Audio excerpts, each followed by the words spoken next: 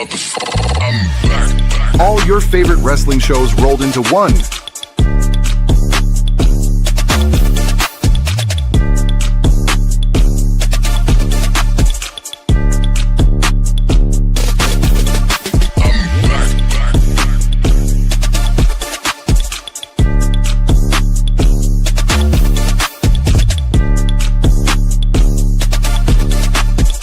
Welcome to the We Book It podcast. Let's start the show.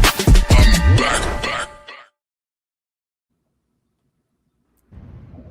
Yo, what is going on, We Book It family?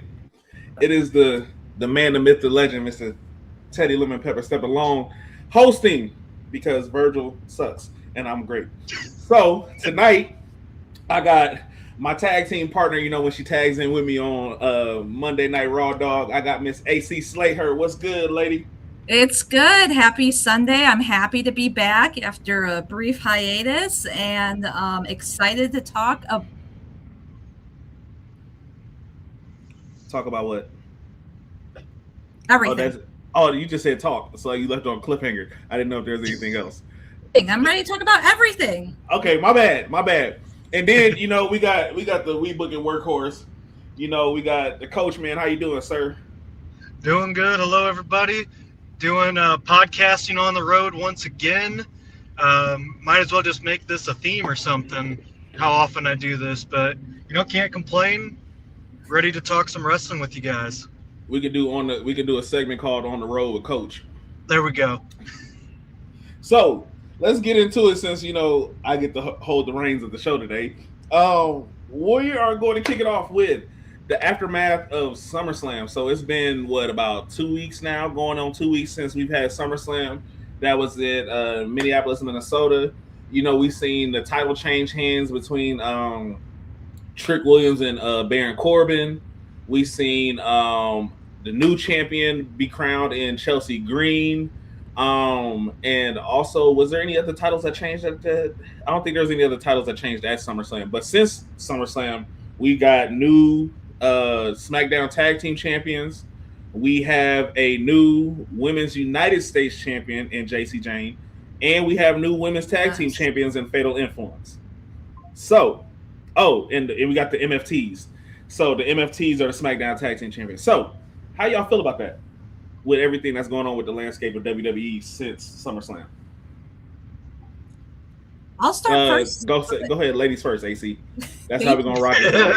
Thank you. Virgil doesn't do that, you know. I make sure that the lady. You know. Thank you. No, I'm really excited about it. I think we've seen a lot of really, I think in the past, long title reigns that pay off. So it's nice to see a lot of newer talent be featured. I'm a big fan of JC Jane, so I'm happy to see that. Obviously, we'll speak on it later, but seeing Chelsea Green be women's champion is really exciting, but also really, I think it's a great, kind of tag team champions to see Fatal Influence as champions. So I'm excited about it. I think it's good to see new champions, to see not as long title reigns, like, you know, let it keep moving, let new talent prove themselves. So I'm going forward. Okay, then. Coach, what you think? Yeah, I agree. I think it's refreshing, honestly, getting some of this new these new champions, and it's just more development for more storylines. And that's how I always look at it, is you don't have to do the same kind of booking for everything again. Now you can mix it up, like bringing in Haku for the MFTs. That's fresh. I like that. And then obviously them winning makes sense in the storyline. I think that's fantastic. Obviously, WWE is really high on all three women in Fatal Influence, so that's something. And then, you know, you do have your questionable stuff with Baron Corbin beating Trick Williams, but, you know, it's working for his image, though. Yeah, because now he's winning by cheating all the time. He's finding ways to sucker in and get a win. You know what I'm saying? And honestly, I feel like the storylines we're getting are working. Yes. And nobody really can say shit because everybody's storyline is improving somehow, some way. We still get LA Knight every Monday night, talk about what he's going to do with the Bloodline and him and Roman. So we know we're getting a Roman LA Knight match. We know it's coming. But the crazy thing for me is that I wonder how Jasmine Nix feels that she didn't want to renew her contract and decided to leave WWE, and they replaced her out of Fatal Influence with the who we got now in Fatal Influence, and now they're all champions.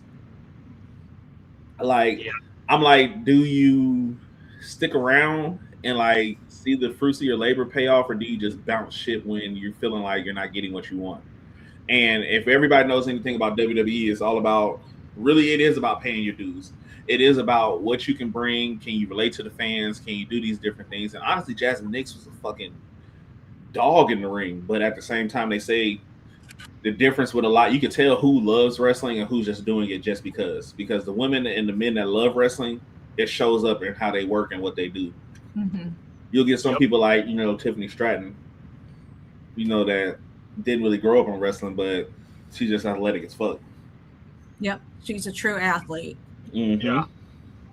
And I think that gymnasts can become great wrestlers. So yeah, they can.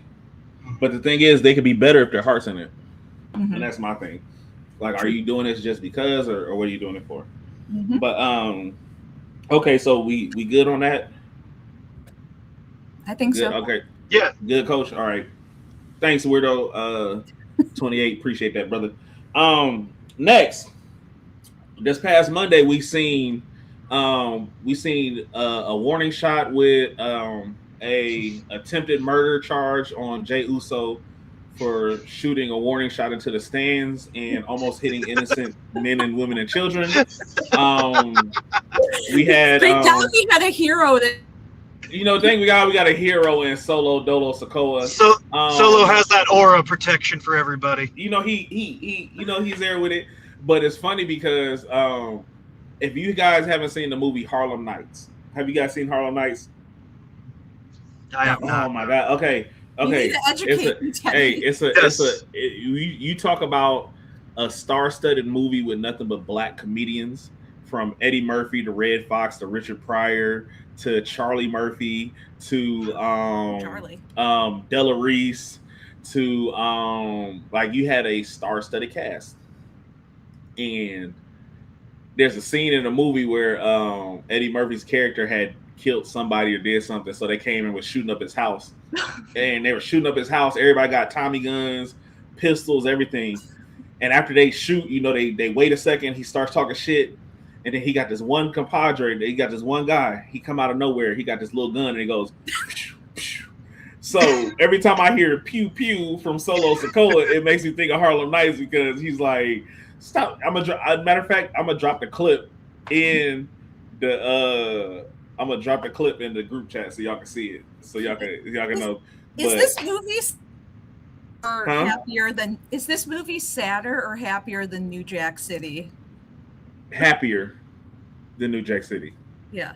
Way happier than New Jack City. Okay, and that's fine, because that movie made me very. So now that we know it's happier than New Jack City, what do y'all think? So it's a two-part question. Okay. What do you think the angle is going to be with Solo rejoining the Bloodline? And how long do you feel like it's going to be that until it implodes? AC? Wait, Solo rejoining the Bloodline? You cut out. Okay. Yeah, Solo rejoining the Bloodline. I don't want to see him rejoin the Bloodline. I like this arc he's on. I say bring back Street Fighter Solo. I like him more as a comedy. Not like he has like natural talent. Like that whole promo was hilarious. You know, I think it's like, you know, his true talent is letting you know, those comedic influences like be out there. He's better on his own. Let him be in a antagonize the Bloodline. So I don't. And I think he's doing great with this. I want to see him ride it out in it. So I'm not looking forward to see him join the Bloodline anytime soon. Coach? Well, here's the catch for that. I don't think he's going to join the Bloodline, because remember, all Jay said is that he would deliver him to Roman, not that he would join. So there's going to be some shenanigans happening tomorrow night, and I want Solo to stay. Contract. Yeah, I want Solo to stay just by himself. He's got the charisma for it right now. Even people backstage have said like he is the more charismatic Uso brother out of all three. So I don't know because Big Jim is charismatic as fuck, and that's a hard sell to say that Solo is, because we haven't got Solo Jimmy really on the mic together.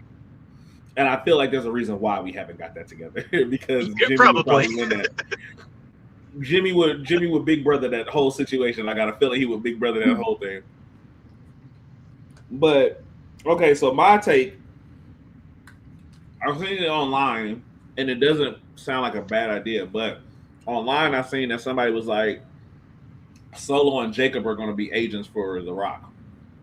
Ooh. And they're going to implode it from the inside out, working for The Rock, and it's going to be Roman and the Usos versus The Rock and Jacob and Solo.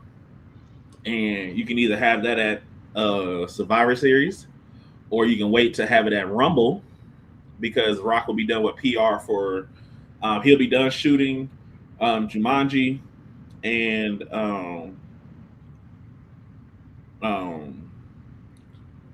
then something else. Whatever it is, it'll probably bomb again, so he has to come back. Yeah. I don't know. I feel like Jumanji might do good, but yeah, I mean, we're gonna see. He couldn't even make Moana work. Like, come on, like that's easy. That was a disaster to begin with. The fact that he even signed on for that was like, we literally just had the sequel. Yeah, that's the thing. We just had the sequel of that. That didn't do well, and he done with that one. But now he's shooting Jumanji. We don't really need another Jumanji from him. And truth be told, it's like, what are we doing here with the movie thing? Like, just come back and get your money from WWE real quick. You're gonna make more from them in a short span than you will with a movie deal. Let's just be honest. Come get that Saudi. Give the people what they want, like, because they say they're setting it up to where that it'll be Rock versus Roman at Saudi WrestleMania. Yep. So I can see that being a thing, but that means that The Rock is going to have to kind of come back for like a year or two. So that means no movies for a year or two. Like, or just a couple of months to build it up. Yeah, but then it's like, but you got to remember his contracts with a lot of these movie companies are saying that he can't do nothing. If there's a build-up, they'll just love that he's there. So, and I mean, truthfully, in that build-up, you can have a lot of stuff with just Jacob and Solo, against the Usos or the Usos and Roman. But then you also got to look at the time frame that we'll get for that. We can also have Zilla possibly join into this as well. You don't think they're going to keep him in NXT a little bit longer to build him up? They're going to give him the strap first before they can bring him in. I think they need to build them up a little bit more, like because they said it. I don't know if it was Bully Ray who said it or somebody. They was like, it was Matt Hardy. They was like, the best thing that he could do is go there because now people get to know who Zilla Fatu is, not that he's just another, bloodline member, right? And crazy thing is, he'll be just like they did a comparison when Solo Sikoa came into WWE, he attacked Grayson Waller. When Zilla Fatu came in 10 years later, not 10 years later, but like maybe like 5 years later, 5 or 6 years later, it's a Zilla attacking Grayson Waller. Yeah. He's just the target for all So, now, ladies and gentlemen, AC Slayer is going to tell us how she feels and her thoughts with the one, the only Miss Chelsea Green as the women's champion of WWE. Take it away. The floor is yours. I am so excited about this. It's like, I know she was injured, but I think her promo with Nick Aldis was amazing. I think it's probably one of the best promos we've seen from either a female or male superstar in a long time. And I love even the way she stepped to Gunther. For somebody who was denied for a long time, she's really making herself undeniable. And I think if we watch those of us that watched Unreal, and we saw just the way she was. We've got Michael Hayes saying she's never going to be champion. Like, this is like, her redemption. So I'm excited to see it. I'm excited to see where the angle is going, given that, they're trying to get around the medical clearance, but I think she's going to make it work for herself. She's been so good at really kind of pivoting during these moments. She's always been able to kind of roll with the punches. So I'm excited. Like, she's got a huge personality. She's really worked on her, in-ring skills. So I am pumped. Like, I can't wait to see what's going to happen here. Coachman? Yeah, I want to add on to that. Chelsea's been champion for 2 weeks now, and she already has better storytelling and booking than Liv Morgan. Hello. Yes. And Hold on, wait. she Got better deserves storytelling and booking than Rhea Ripley. that too. Oh, and that's why shit. Sorry, Coach. I had to cut you off because we got to bring in Big Daddy C. Hello. By any means necessary, finally, you have graced us. How you doing, sir? I'm alright, just woke up from my slumber. Was it because of a natty? Nah, it's Sunday. I ain't going nowhere, but I had a nap. Hey, niggas old now, boy. Sunday naps are a must now. Shit, it was different when we was kids, but now we older. That shit hit different. It do. So you came in. We talking about Chelsea Green as the women's champion. Coach was just giving his piggyback off of AC and her thesis that she just gave us on Chelsea Green and how she feels about that. So, Coach, was you done or you want? Yeah, that's all. That's really all I wanted to say is that just in that 2 weeks, she has had better booking and storytelling than Liv and Rhea, and it's just a breath of fresh air, honestly. See what you got to say. I was about to say, Coach, you on the set of Day After Tomorrow too, nigga? Like, what was Driving, I'm on the set of Twisters. It's the mist. Hey, the fog. No, man. Like, look, they knew damn well they was not gonna have no business stripping her of that championship. So I'm glad they made it seem like, all right, we're gonna give you 30 days to get cleared and keep it moving. I'm like, Rhea has had a fucked up nose, and she was able to hold that, be around for I don't know if she was champion around that time when she had the face mask. But yeah, so Chelsea is the official champion now. Let her keep the championship, and she'll be back. So I ain't tripping. So I'm glad that they kept the title on her. Same here. I didn't get to hear the whole promo that she had with Nick Aldis, but I'm glad they did. Even though I hate that everything surrounding her title has been either interim or you got 30 days to get medically cleared and all this other bullshit. When Rhea didn't have that, when Liv didn't have that, hell, when Jade didn't even have that. Well, she's not Rhea Hogan, so exactly, she's not Rhea Hogan. But I tell you this right now, WWE is seeing this, but I feel like we're going to get Tiffany Stratton versus Chelsea Green soon once she gets cleared. Because now that JC Jane got a title, she ain't worried about the women's championship right now. So I'm curious to see what's up with that. But then I'm also curious to see what they're going to do with Tatum Paxley and Alexa Bliss and Charlotte Flair too. But they finna kick Charlotte curb. Huh? I said they finna kick Charlotte ass to the curb, bro. Hey. I can see them going on a little hill run. That'll be pretty dope though with Alexa and Tatum though. They finna kick Charlotte ass to the curb. Because and all the other times it's been Charlotte doing all the kicking. So I mean, it is what it is. And they going out. So the next segment, we got Pepsi Phil, CM Punk, you can't call him that. Call him whatever the fuck I want to, like Kevin Owens said. I say whatever I want to. We got Kevin Owens and CM Punk right now, and I every week I'm more vested in this motherfucking storyline than any other week. This is better than This is better than Roman Punk. This is better than Seth Punk because I found that clip when Kevin Owens was talking about how CM Punk was talking about him wearing a shirt and all this other stuff, and I was like, "Yeah, Punk, you got some receipts you got to cash in, my boy, because you was doing a lot of talking, a lot of fucking talking back in the day." And now that shit coming to fruition, so I'm curious to see what they're gonna do with it. I know KO. I mean, I say KO might not take the title, but hell, the way WWE been going lately, KO might fuck around and take the title. He should. I don't know. I feel it too. So, what's your thoughts on that? AC, go ahead. I'll start first since Pepsi Phil is one of my boys, and he was nice enough to greet me, sign my sign at the house show, and I cried like a little baby afterwards. Hey. I love this. I actually, it's amazing. Like, I'm really excited to see KO back after that injury because I really think like something.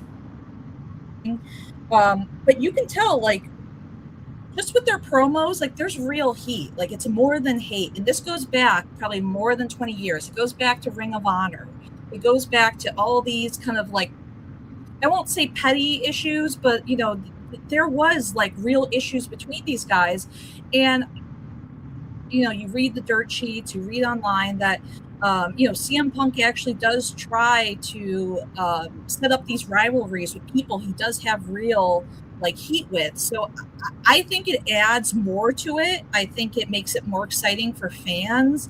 I'm actually really excited for this because these promos have been probably one of the most exciting things about watching WWE for a long time. Most of the time, it's very some of CM Punk's promos, like, on the indies, or like, this was an angry guy. So seeing this now, even with, you want to call him corporate Punk, you want to call him whatever, it's exciting. It's building up a great match. And honestly, especially since the match is going to be in Toronto, I love CM Punk. I love him, but I think KO should take the belt. I think it would be really exciting, but I think these guys are going to put on a 5-star match regardless. Just as long as USA does not cut the feed. Man. Right. Man. So I said, just move SmackDown over to Netflix, and all will be right. Netflix will give them that extra 15 minutes. Oh yeah. Coach, what's your thoughts? Or go ahead, C. Go ahead, C. Yeah, I think honestly, I feel like this has been good. To be real with you, like, I know everybody was worried about Punk, having some issues coming back, but I think it just made things a lot easier in terms of booking, and having the right people go again.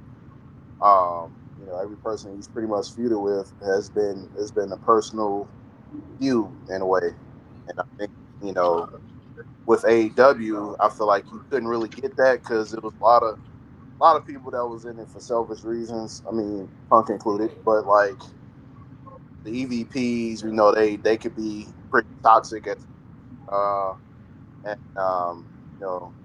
since they helped start the company, they big shots, they whatever they goes pretty Punk did really fuck with that. I mean, the Eddie Kingston feud, though. Mm-hmm. Just saying. Yeah. Yeah. So and back over with everything now, like a lot of these streaming too, go along with the promos. I feel like it's always a backstory with every in the ring. With this one, different now, going deep into the with the relationship. So it definitely it hits a lot more different with Steph. With Steph was more like it obviously when Punk left, talking about the Punk about too much. Well, he didn't like it too much. I think with the KO feud, this one's gonna be, I think, just great.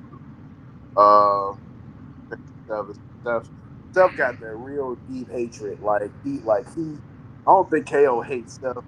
Like I don't think KO talks the way Steph does like in real life, but but I think it's good enough to where we can get like real Derek on the promos. KO's better on the mic than Steph is, and that's why it worked a lot better to deal with Steph. My bad. My computer died midstream. But with that, I ain't gonna lie. Like this one feels a little bit more realer than Seth's and CM Punk's because Seth one, it was more like we knew that Seth had a problem. We knew that Seth had a problem with CM Punk. I feel like they're cool behind the stage, though. I feel that's like my theory. I feel like they are now. I feel like I don't even feel like they're cool. I feel like they're cordial enough to work and do rehearsals to where that you don't have to have all the management around the ring while they're doing rehearsals.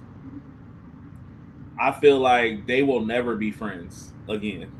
Probably not. But I feel like when it's all said and done, at the end of their careers, they could probably do like how Shawn Michaels and Bret Hart was, and patch it up and be okay. But I don't know if they will ever be like, "Hey, let me call him up. I'm in town. What's up?"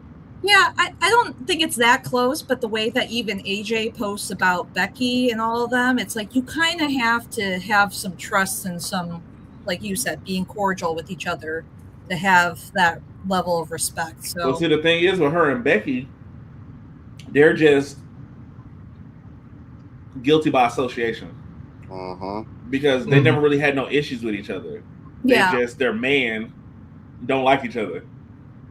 And wives are better at getting along, so, So them might have been a helping with the bridge of things with the promos and different stuff that they've had.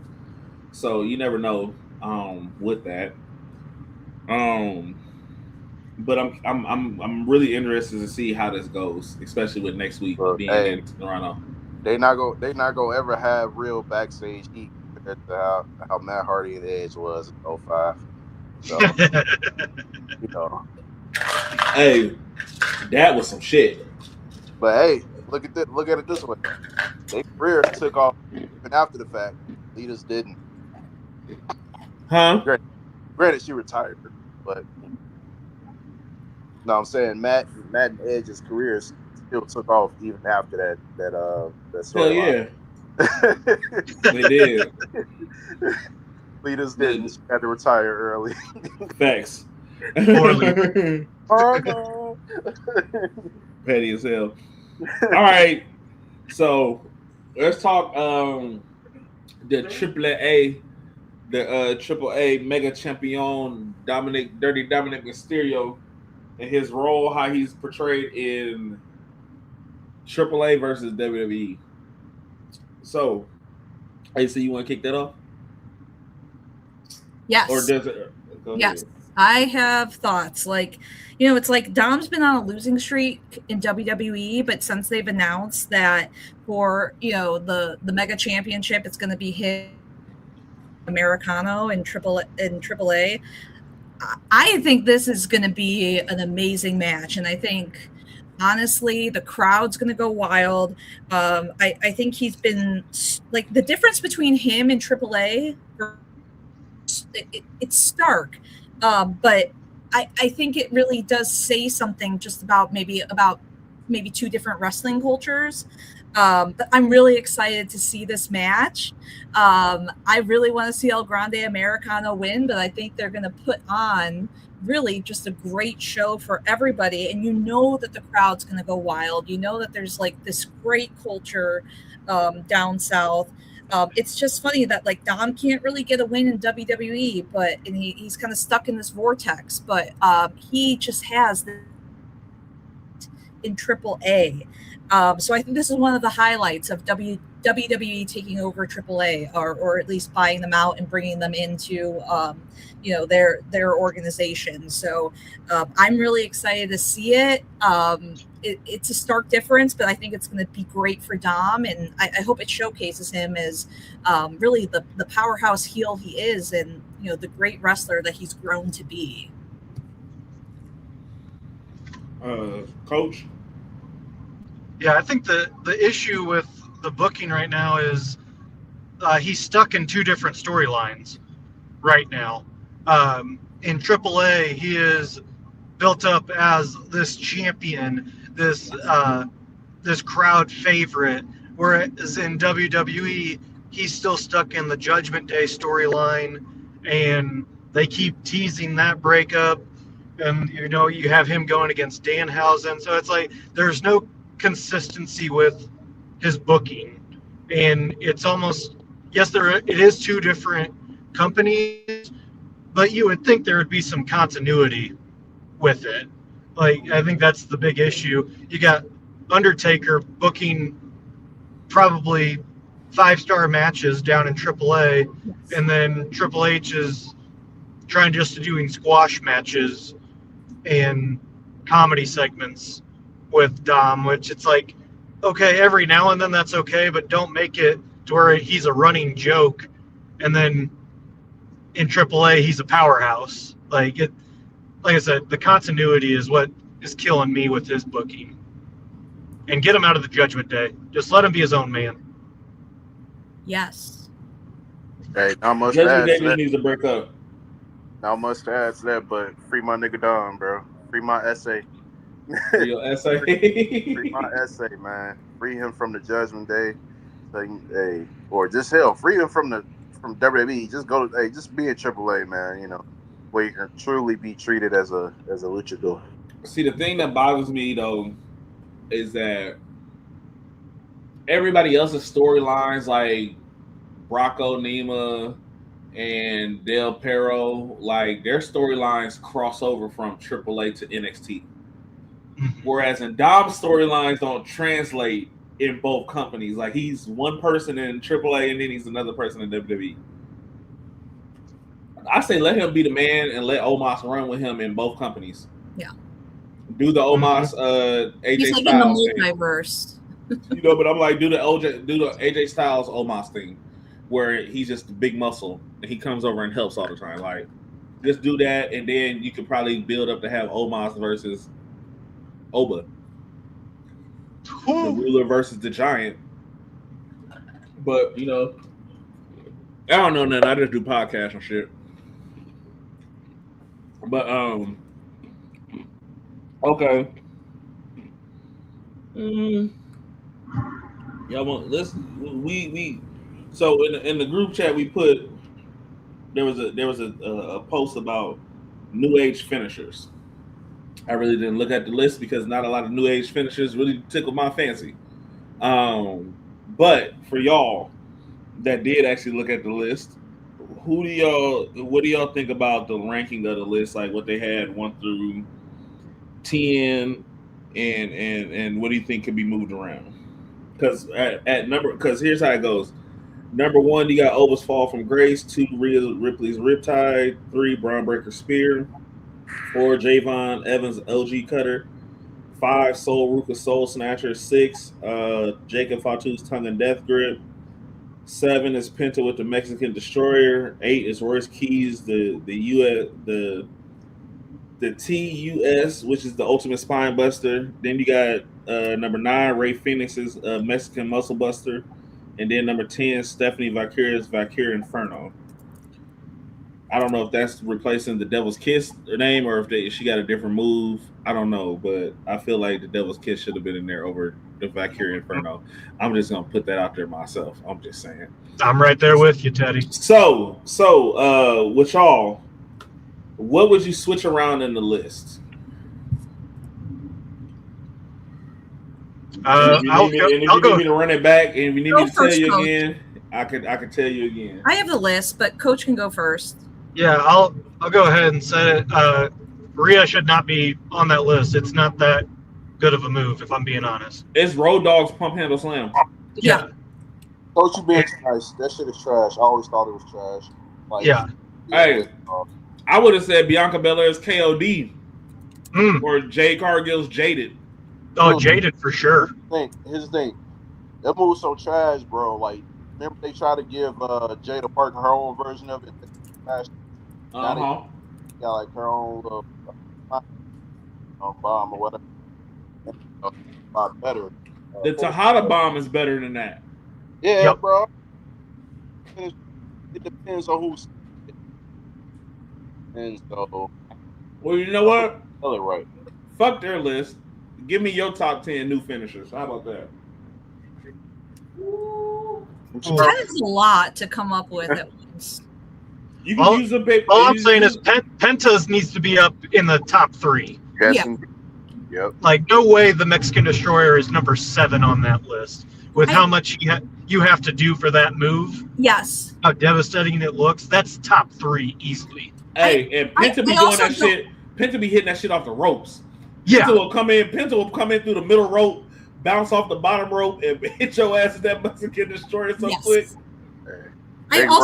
I don't think the speed, like Braun Breaker spear, should be up there so high But because it's how fast he comes off the rope. he executes it really well. He makes it look devastating, but like we've seen spear, like it's not. I guess if we're saying that this is the coolest new school finisher, I wouldn't say it's like new school because a lot of people have done spears, but it's a matter of execution. So if we're being technical about it, I don't know if I would rank it so high. And I love Braun Breaker, and I think his spear is like it's devastating. It's amazing to watch.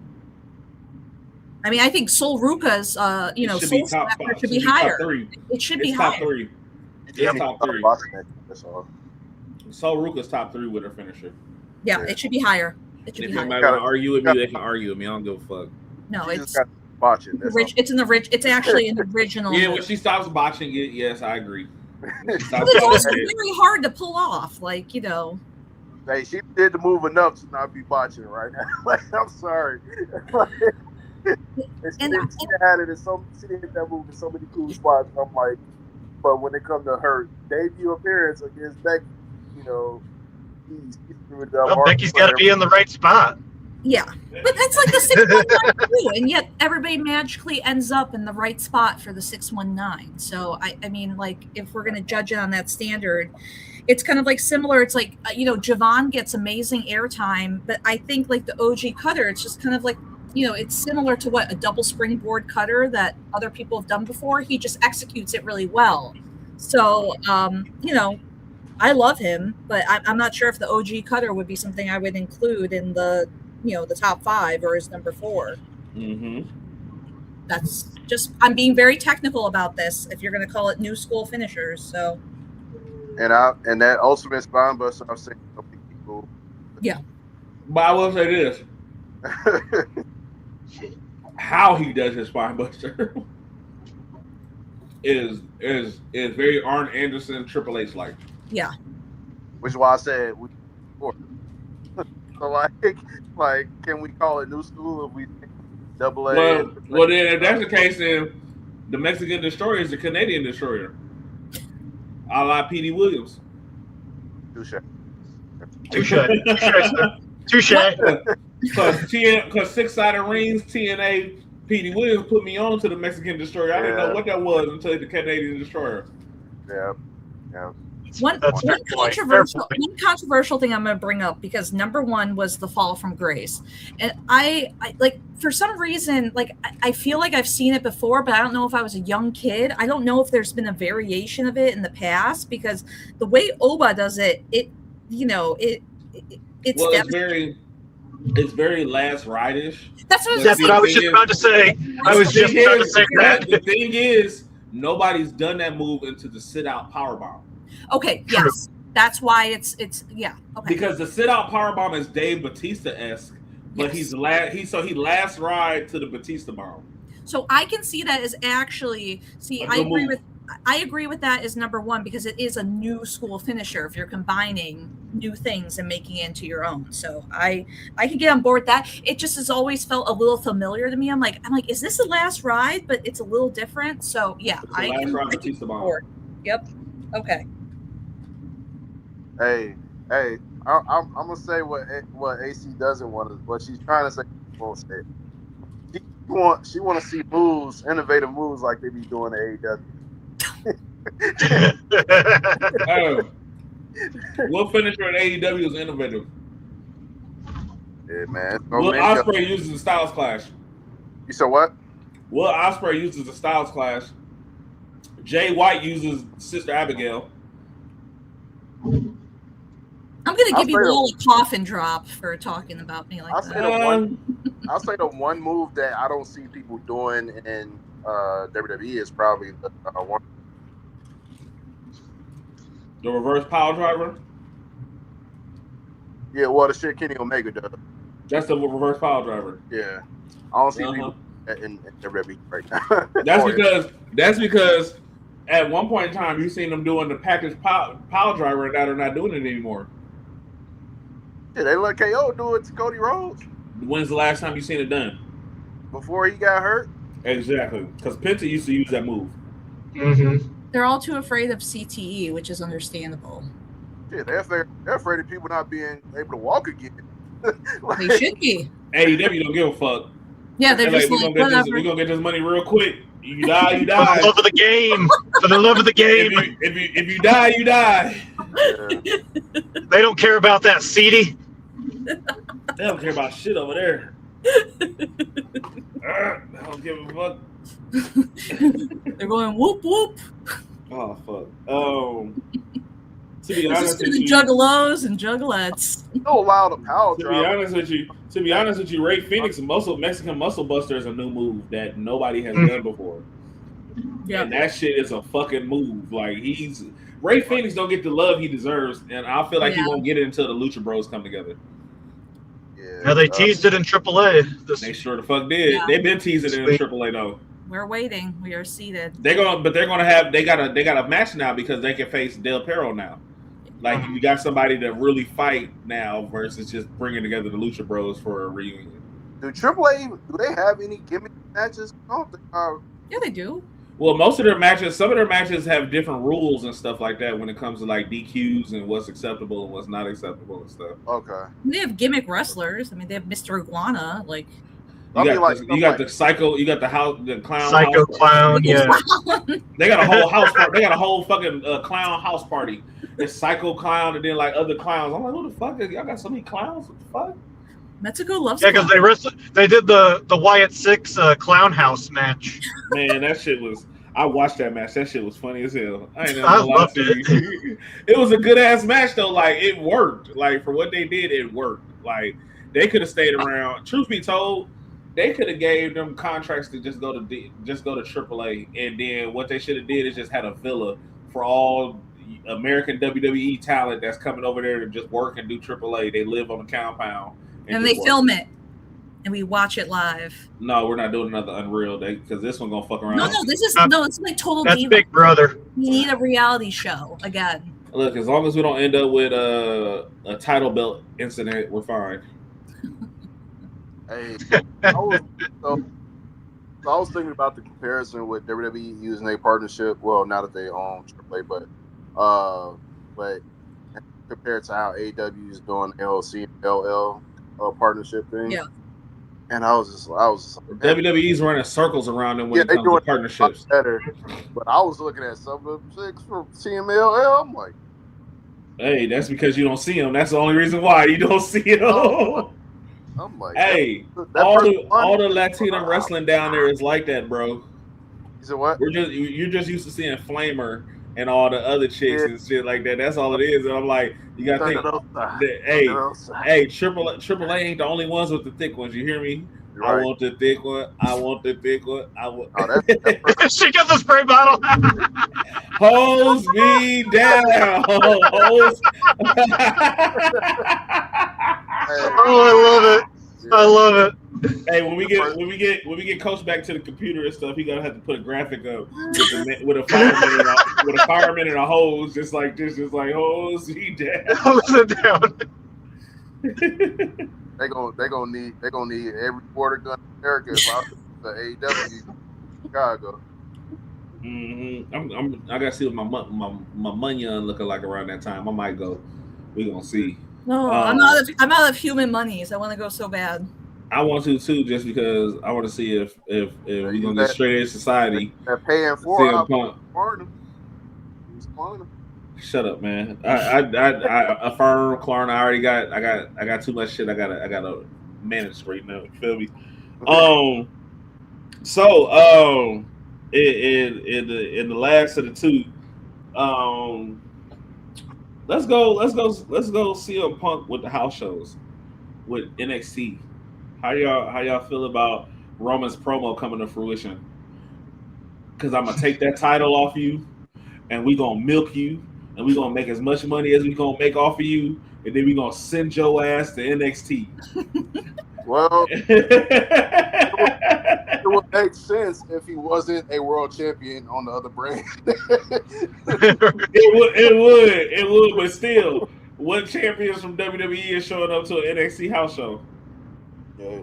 I mean, he was Punk when Punk was WWE champion back in the day. He was Black Gold days. So, uh, uh, I, I'm not opposed to it. I don't care. That promo's still firing for CM Punk to go wrestle at an NXT house show. It's just icing on the fucking cake. Man, like, look, man, it's high. You pay him extra to like he ain't got too long left to wrestle. So Yeah. Look at all these house shows out. I guess I can get you that. Anybody else got something to say about CM Punk and house shows? I mean, I think it's cool. I think he's showing, like, you know, he's a team player. He's showing mentorship. He doesn't have to do it as the champion. But I know that they've said in the past that he's shown interest in, like, maybe one day when HBK retires, maybe taking over NXT and being a mentor and really bringing up the new generation of, you know, superstars. So I think it's actually pretty cool. So, you know, I know I'm a simp for, you know, Pepsi Phil, but I think it's cool. And I think I ain't gonna lie, it do seem like the former older talent that were assholes to people in the back are better at production than anything else. Mm-hmm. HBK, Triple H, Undertaker all have stories of being assholes of motherfuckers in the back. But now they've gotten older, and you're that's what I'm saying. That's what so, I'm saying. They're seeing the error of their ways in that aspect. I feel like one of them though that's good that ain't never really had a bad rep for real is Booker T. But actually, that's gonna be a segue into the next section because this past Tuesday night, on the Tuesday Night Delight, which was NXT, we were having a banger of a match between the Australian Aussie and Grayson Waller and the Puerto Rican New Yorkan, as in Mike Santana. But during the match, we had who we all assume was Stone? What's his first name? Is it what's his name in NXT? Robert Stone. Robert Stone's mystery person that he's been talking to over the phone, and it is none other than the main one, Zilla Fatu, coming in, hitting Mike Santana with a pop-up Samoan like his daddy used to do, and then coming in with the Superman Samoan spike. We all been speculating about Zilla joining WWE and if he was going to go to Raw, SmackDown, or NXT. And we seen him show up on NXT, similar to Solo Sikoa-esque ways of just coming in and dominating. But I honestly feel like they didn't drop the ball with this one. So I want to hear from y'all before I go on my rant about the main ones, Zilla Fatu. So whoever wants to jump in, because hey, so I don't know if y'all remember Robert Stone, his TNA days. That man, remember he was a knockoff Paulie D. Uh-huh. Yeah. I remember because he had the hair. He had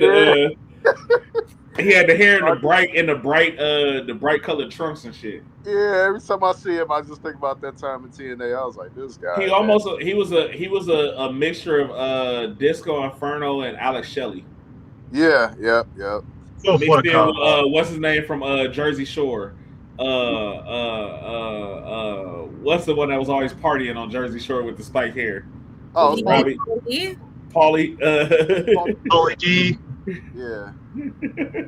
That's what you reminded me of in TNA. DTL, baby. DTL, Jim Stan Laundry. But no. Jam's here. Yeah. But no, I was happy because it's funny. The timeline of events that day, because you sent the text message saying he had officially signed, and I was like, look, man, I'll believe it until he actually is on TV. And what happened? Right on cue later on that day. I didn't expect it to be NXT. I thought he's gonna pop up at Saturday Night's Main Event or some shit. But I'm glad that they went the NXT route because they are righting the wrongs for what they did with Solo Sikoa.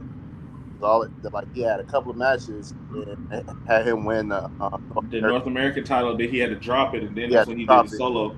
Yeah, and then we never saw him on. But but yeah, so I was glad to see. I definitely think this new influx they got, especially with Santana coming there, and now you guys now that feud about to be on point. Like this just to get a shot. So, I definitely think the starting point, and the Booker T aspect of it all. They had a feud, and what was the Who you talking about? That was Zilla was with. House of Glory. House of Glory. Yes. Just that relationship there, I feel like definitely. You talk about him and Booker. Yeah, it was like a starting point. Well, Zilla also wrestled at Ring of Reality of Wrestling too. Yeah, I think that's the name of the company. Yeah, the Reality. That's Booker T's company. Yeah. But yeah, so that opened up the doors for like the AEW. Because they just wrestled last year. Booker still be wrestling. Him and MJF. Huh? No, he just wrestled with MJF though. Not too long ago. But I'm saying that's when he was that's when he was House of Glory champion. Oh, I'm saying just last year. Okay. They had a match at Reality of Wrestling where it was Zilla Fatu because they had a storyline that was going between Reality of Wrestling and House of Glory. Yeah. And it was Booker T because it started out with Booker T being Zilla's mentor, and then Booker T flipped on him and shit like that and was playing the heel role. Yep. Yeah. So clearly that they saw. Mm-hmm. All right, Coach, what you think? I mean, all I can say is it's about freaking time. He is there. We have had speculation for pretty much over a year that he was going to be with WWE soon. He might make his debut soon. He should be coming up. His contract with the other company is up, so that means he's coming. He's at the Performance Center. So just finally getting him on TV and signing a contract, now we can just enjoy what we're about to see. Mm-hmm. Zilla is a gem in the fact that he is second generation. Because he's like, if you notice anything, you got the Tongans, you got the Anawahis, which is just Roman, and then you got the Fatus. But the Fatus is deeper than all of the other ones in the family, wrestling wise. So it's like to see this, and that's why I think with the whole Roman and the Usos versus The Rock and Jacob and Solo, because Zilla's closer to Jacob than all of them. So when it comes to who he would run behind, it would be that. But for Grayson Waller to tell that man to go to Monday Night Raw and go carry Jacob's bags ain't gonna make him leave NXT no sooner. And the fact that he went and said that means that now you got to deal with this motherfucker. Yep. He's gonna be on your ass. And I feel like Grayson Waller is a perfect person to put him against, because Grayson Waller can talk real good on the mic. So you'll have real good promos as far as mic-wise promos, and then also Grayson Waller isn't a slouch in the ring. Yep. He just didn't get the chance to be the NXT champion, but he had real potential to be the NXT champion had it not been because of Braun Breakers and Open Femis and Carmelo Hayes and Dijak and all those cats that were running the scene at the time. We know it was the 2.0 with the colorful brand. Yeah. But so yeah. So anybody else have anything to say on our brother Zilla Fatu? I'm really excited. I mean, this is the son of Umaga, and I think he's really proven himself on the indies. I think debuting him on NXT was the right move because you're going to build him up as an individual. You're going to make him a force. You're going to make him dominant. And we've all been, like my fellow hosts have said, we've all been speculating about this. It's like even when he faced MJF at House of Glory for the AEW championship, like MJF made his whole promo about, it's like, you're the next in line. You're going to be the next sensation. Like, we all know it's been coming. So I'm excited to see it. I just think now it's his time to prove himself. So, if he can do a great job in NXT, if they can do the booking right, he's going to be a force to be reckoned with. And I actually like this better than debuting him on the main roster because it makes him more of an individual. And it's curious to see what his storyline is going to be because you don't want to fast track him into the Bloodline so quickly. Yeah. Even though he would be the next one in it because you've separated the Bloodline from the Tongans. Yep. Because you got the Tongans on SmackDown with Haku. And they're going to be able to do their own thing on SmackDown. Now you got the Bloodline. Everybody's on Raw because now we've seen Solo back on Raw. And I think they might be doing a switch where that we might get Royce Keys on Raw too. Yeah. That's something to keep an eye out for because LA Knight, Royce Keys, all them are back on Raw when at one point in time it could have been LA Knight battling for the WWE Undisputed title on SmackDown. Mm-hmm. So I can see where they're going with storylines because no matter what you do, a build up between LA Knight, a build up between Royce Keys and Jacob Fatu, a build up with Solo and the Usos because it can be something where that they have a match and Solo loses the match, but then he got to deal with Roman and Roman checks his ass or something like that. So it could be a lot of different things that could play into what comes out of Roman and the Bloodline with Solo Sikoa. But we will have to wait and find out until tomorrow night. On Monday Night Raw, and I think am I taking that seat now tomorrow? Yeah, I can't. Okay, then. So it'll be the Monday Night Raw dog with me, Mr. Teddy Lemon Pepper Stepper. I don't know if anybody else is gonna tag in and join in with me. If they want to, they can. But other than that, if nobody else has anything else to say. Huh? Y'all see Zilla hit all the Samoan specials, right? Like, yeah, he had the Samoan drop, the splash where he slapped his knee. Like his daddy. Hey, but that jumping, that flying Samoan spike he did comes out of nowhere because it's gonna come off the ropes. That's gonna be so dangerous. Bro, I love it. I'm like, it's like a mix of Roman Superman punch and Umaga spike. I'm like, that's gonna be every week. And I hope and pray that when he gets his first championship match, he put the face paint on. I hope he have Jeff Hardy come put the face paint on. Mm-hmm. That's my hope. But Teddy, I'll let you know about tomorrow because I have a babysitter, so maybe I'll jump in for a special tag. My tag team partner back. If we get enough likes and subscribes. My tag team partner might be back. One like equal one join the Monday Night Raw. Hell yeah. But for Miss AC Slayer, for Big Daddy C, and for the Coach Man, I have been filling in as your host. Mr. Teddy Lemon Pepper Stepper Long, who is a better host than Virgil is. So until we get back on the pod again with the rest of the crew and the fam, you guys keep those book and pencils sharp. And until then, peace.